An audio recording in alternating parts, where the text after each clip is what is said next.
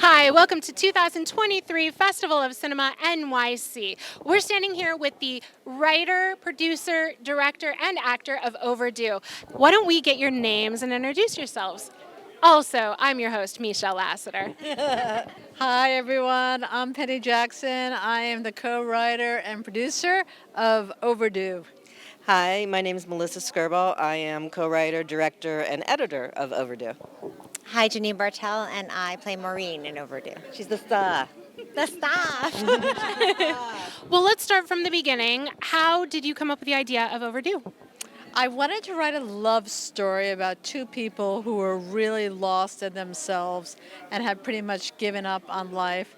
And in this chance encounter they find themselves and they find the pathway back to kind of salvation. So it's an inspiring, happy film. And we need that in COVID. For sure. So you said inspiring, which makes me think, what inspired this? What inspired it is I like to write roles for older women, and I want to give them a romantic, sexy role, and I got a beautiful actress here who can do that. Not that much older, but Not a day over 21. One day over but 21. maybe one or more 20. But it's true. It's a story about people that have been through things in life, and life hasn't been kind, and it's been challenging, and you're at the bottom. More so your character than the Mel lead's character. I mean, he's hitting the bottom of his rope too, but in a new way. He's younger, and he's not yet had the It's his first time hitting bottom. bottom. Whereas Yeah, exactly.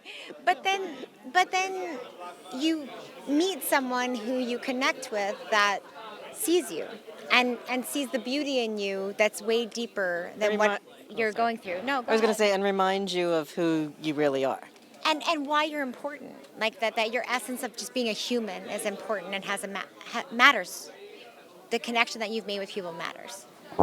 Amazing. It sounds like it's really touched you guys in the heart. When you were writing this, did you have any idea what kind of impact it would have on others? you know, it's really interesting. Women love this film. They always applaud at a certain scene, which I will not give away.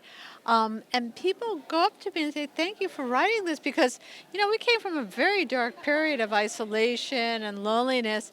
And I think Melissa once said to me, I want people to walk away from a film and say, boy, that made me happy. How sweet. How sweet. So you're the director. How did you get on this project and how do you all know each other? Well, we have worked together more than once.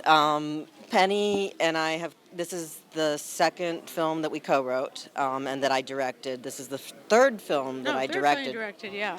And we have a really good working relationship, and she brought me this script and wanted my input, and it kind of went from us co-writing it to let's do it real fast. And we have worked with Janine. I've directed her on stage. Well, I've directed her on stage 3 or 4 times. Yeah. And then in films 3 times. I think, well, we've worked on one more project after this. Okay, after this. But so we have a very good relationship as well. Casting, we did audition a lot of people, and it wasn't a slam dunk until it was. As when we did the callbacks and the chemistry reads, the chemistry between her and her co-star was a magnitude above any of the other combinations, and it became a slam dunk. Because once we saw the two of them together, it was like, okay, yeah, nobody. It was really actually fun. Howard, who's so wonderful, and I'm so sad he's not here tonight because he's a wonderful actor. He's wonderful to work with. He and I at the callback were in the hallway, and we were playing. There's like a chase scene in the film, and we did that in the hallway, and we had so much fun together. And then we got in the room, and we never got to do that. But because we had done it in the hall, everything else we did, we just already felt connected to each other. And he's a very spontaneous. He's an improv actor, and I just think that there was a magical thing that happened on set. Yeah. Everyone kind of was just present and open, and I think it was a beautiful moment of humanity after being in our homes for a very long time, where the story met us where we were as humans, and we got to tell a beautiful story of reconnecting with people. Yeah. I think when we auditioned for a lot of people, it was the first time they were at a in-person audition for sure. after COVID. I remember that. And it was one of the first projects that a lot of people had worked on after COVID. And I know going into it, having been at a lot of like online film festivals, everything moved online, and seeing a lot of COVID films, it was just an opportune time to do something that was not heavy. That kind of just gave you a little bit of sunshine at the end of the tunnel. That sounds wonderful. And you hit on some of the question I was going to ask about casting and being an actor going in for a film again right after COVID. So thank you for that.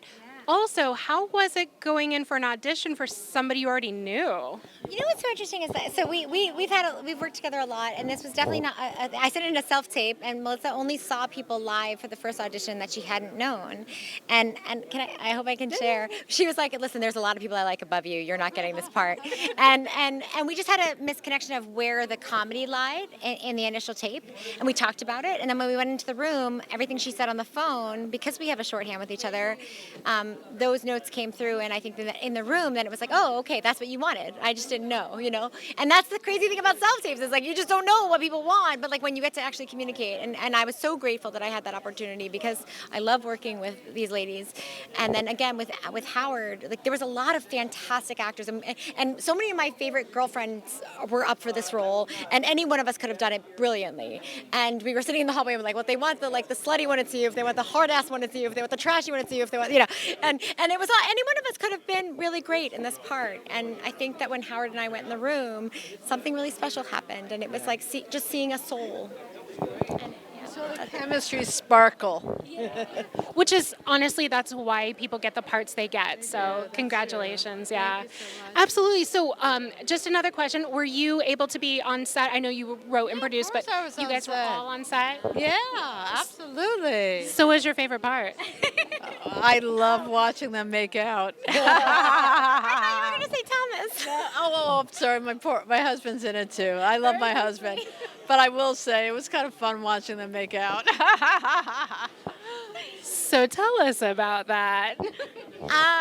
There's a really special part that we don't want to give away, but it's also funny. It's like a May December relationship, right? And I always say like it's not about that. Like they're not going to go on and have this magical love story. I don't think. They might. They might. Who knows? They might not. They It may, doesn't matter. But it's not the point. The point is that in this moment of pain and hurt, both of them saw something in each other and brought out the light in the other person, and someone who felt very not lovable and not beautiful and not worth being seen is brought to life again, and he's reminded of all the gifts he has by this person he had in his life, and they bring each other back to their spark. And so whether they have a relationship or not doesn't really matter. They could, but the point is that like every human deserves to be valued and seen, and sometimes you need someone else to remind you of your light.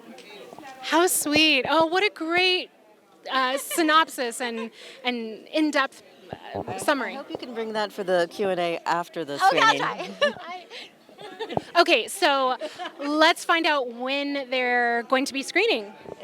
In about 15 minutes Yeah, at 8:30 tonight. At a Shade.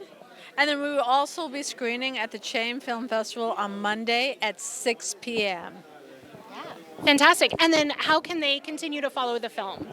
Facebook? We're on Facebook. OVERDUE short film is the page.